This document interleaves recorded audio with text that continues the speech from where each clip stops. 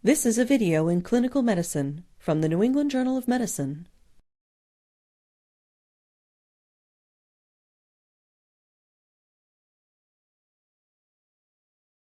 Overview.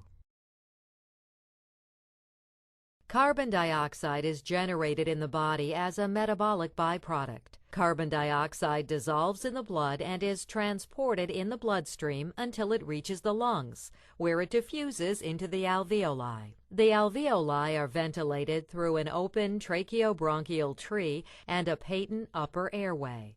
Carbon dioxide can then be detected in the patient's expired breath.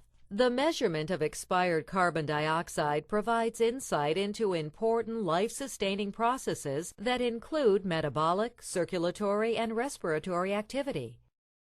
Capnography is the standard of care for monitoring the adequacy of ventilation in patients receiving general anesthesia. It is also used to monitor ventilation during procedures performed while the patient is under moderate or deep sedation. Capnography is increasingly being used to monitor patients who are receiving mechanical ventilation in intensive care units and to aid in the assessment and treatment of cardiac arrests. Before capnography was available, physicians relied on the physical exam, such as auscultation of the chest, to assess the adequacy of ventilation and proper placement of endotracheal tubes, and on arterial blood gas analysis to determine the partial pressure of carbon dioxide. Capnography allows for non-invasive and continuous monitoring of carbon dioxide levels and can provide valuable information regarding the metabolic, circulatory, and respiratory conditions of a patient. Although capnography is not complicated, the clinician must understand the principles of capnography and how the equipment works in order to interpret the information it provides. Definitions. Capnometry refers to the measurement and numerical display of carbon dioxide concentrations. Capnography refers to the graphic display of the exhaled and inhaled carbon dioxide concentration plotted against time. Colorimetric capnography is a qualitative method of determining the presence of carbon dioxide using a pH-sensitive filter that changes color from purple to yellow when carbon dioxide is detected. PaCO2 denotes the partial pressure of carbon dioxide in arterial blood.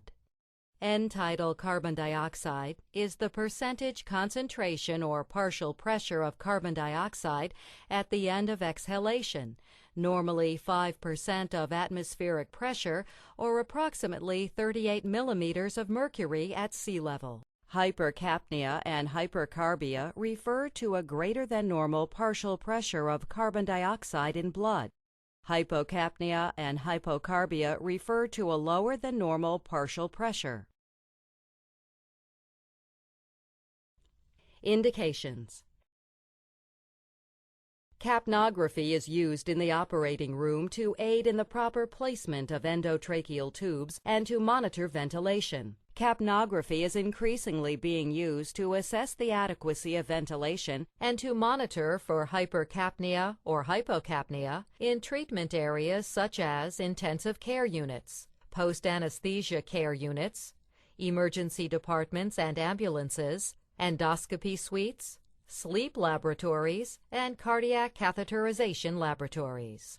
Carbon dioxide detection is frequently used during cardiopulmonary resuscitation to aid in determining the proper placement of an endotracheal tube and to assess the effectiveness of resuscitation efforts. While pulse oximetry is a good method for the assessment of oxygenation, capnography provides more direct information on a patient's ventilatory status. Capnography is particularly helpful in patients who are receiving supplemental oxygen, during which a normal hemoglobin oxygen saturation can be present in spite of marked hypoventilation. Contraindications. There are no contraindications to the use of capnography, provided that the data obtained are evaluated in the context of the patient's clinical circumstances. It is generally safe to use capnography for the monitoring of all patients. Principles of operation. Capnography is based on the concentration of carbon dioxide in a sample of exhale gas throughout the respiratory cycle. Because of the chemical properties of carbon dioxide, a variety of techniques can be used to measure its concentration. Infrared absorption spectroscopy is typically used in clinical practice. Infrared light can be passed through a sample of gas to an infrared detector. As the concentration of carbon dioxide increases, the intensity of the light that reaches the detector decreases. Carbon dioxide gas strongly absorbs infrared light with a wavelength of 4.3 microns. At this wavelength, there is minimal interference from other gases that may also be present, such as water vapor, oxygen, nitrous oxide, and inhaled anesthetic agents. There are two types of capnograph devices. Mainstream capnographs use sensors that are placed directly into the breathing circuit of a ventilator. Side-stream capnographs draw a sample of gas away from the breathing circuit to a separate gas sensor. The response of a side-stream device to changes in carbon dioxide concentration is delayed by a few seconds, since the gas must travel through the sampling line before it can be analyzed. However, in patients who are not intubated, side-stream capnographs can be used conveniently with a face mask or nasal cannula to monitor respiration. Nasal cannulas and face masks that feature integrated CO2 sampling are commercially available. You can modify standard face masks by attaching the sampling line directly to the orifice of a mask, or by securing the sampling line inside the mask. Take care that the orifice does not rest against the patient's skin to avoid occlusion of the flow of gas into the sampling line. Alternatively, you can place an integrated sampling nasal cannula underneath a face mask. Data interpretation. A normal capnogram shows a regular, nearly square waveform that oscillates at the same frequency as the patient's respiratory rate. During inspiration, the capnogram should be at 0 as the patient breathes in fresh gas. When the patient starts to exhale, the first gas exhaled will be from the anatomical dead space and will contain little or no carbon dioxide. However, the concentration of carbon dioxide in the exhale gas will rise rapidly and plateau as the alveoli begin to empty. As exhalation proceeds, the concentration of carbon dioxide remains high and increases slightly. The peak concentration reached at the end of exhalation is the EtCO2. As the patient begins to inhale again, the capnogram falls rapidly to 0, indicating the absence of carbon dioxide in the inspired gas. In patients who are not intubated, the samples of the exhale gas are mixed with the surrounding atmosphere and fresh gas flow, diluting the concentration of carbon dioxide. As the side stream catheter is moved farther away from the patient's airway, the EtCO2 value will decrease progressively. Although the EtCO2 of a patient who is not intubated represents only a qualitative indicator of ventilatory status, the patient's respiratory rate can still be determined from the waveform of the capnogram. Proper use of capnography. In patients who are not intubated, place the side stream sampling catheter close to the patient's airway, using either a face mask or a nasal cannula. Capnography should be started before treatment is begun, so that satisfactory baseline tracings of the patient's spontaneous respiration can be obtained and correct operation of the capnograph can be confirmed before any procedural sedation is administered. Any change in respiration can then be assessed relative to this baseline. In patients undergoing endotracheal intubation, capnography helps to show that the trachea, and not the esophagus, has been successfully intubated. However, if the stomach is insufflated with air that contains carbon dioxide, or if the patient has recently swallowed a carbonated beverage, the capnogram might transiently show the presence of carbon dioxide, even if the endotracheal tube has been erroneously placed in the esophagus. A series of successive, steady, normal capnographic waveforms must be seen to rule out esophageal intubation. In addition, a capnogram tracing indicates gas exchange and does not inform the clinician about whether the endotracheal tube is positioned properly. For example, whether it is in a bronchus or in the oropharynx. Capnography is useful for the measurement of the ventilatory characteristics of intubated patients, and it may reduce the need to measure arterial blood gas. Common problems and limitations.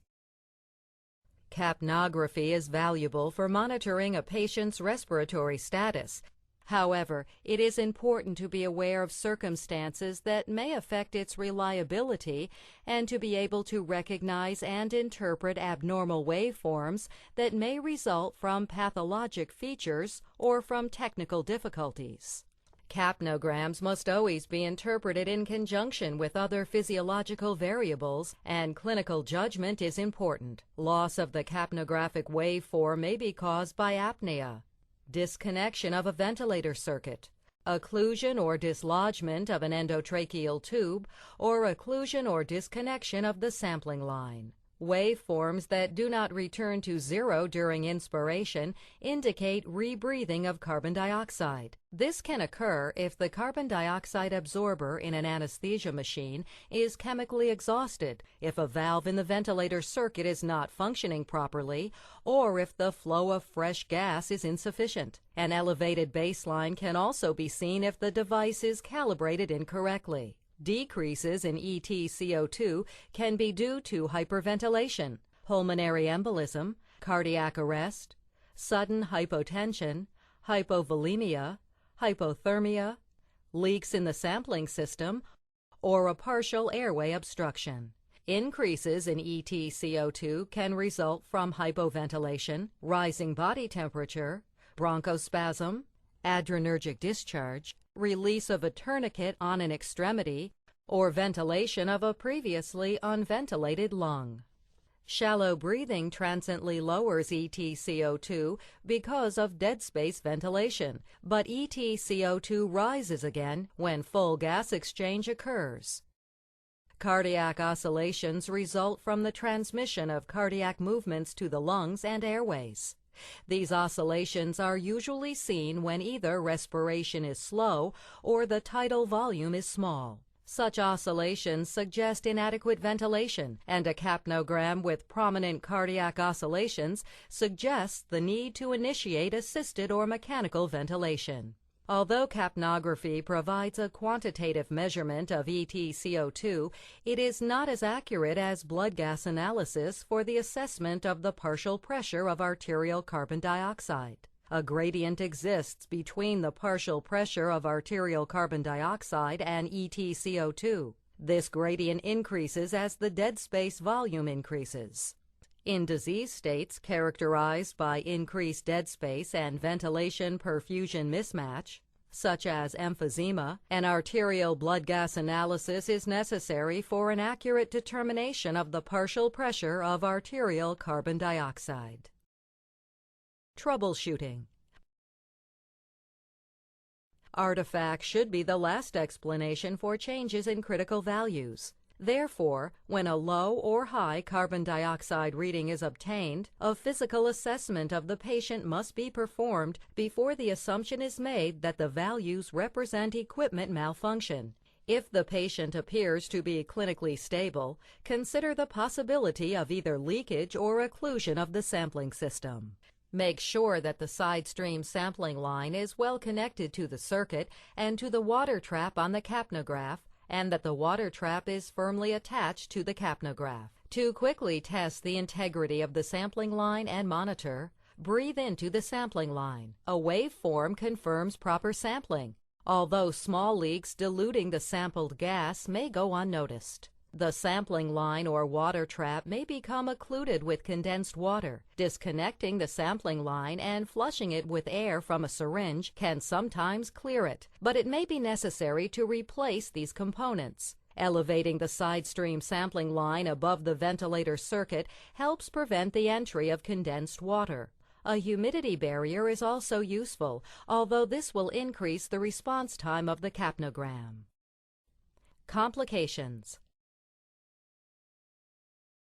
Although capnography is generally safe, its use still carries a small risk of adverse events. Mainstream analyzers may introduce an excessive amount of dead space into the ventilator circuit. Older generation mainstream sensors use heat to inhibit the condensation of water vapor and prevent falsely high carbon dioxide readings. But this increases the risk of burning the patient's skin. Also, to reduce the risk of accidental extubation, caution must be taken to minimize the amount of additional weight placed on the airway. Summary. When used correctly, capnography is a potentially life-saving tool. Healthcare providers need to be aware of the indications, benefits, and disadvantages of capnography and must be able to interpret the information it provides. With proper training and instruction, clinicians will find capnography to be an invaluable tool for monitoring ventilation.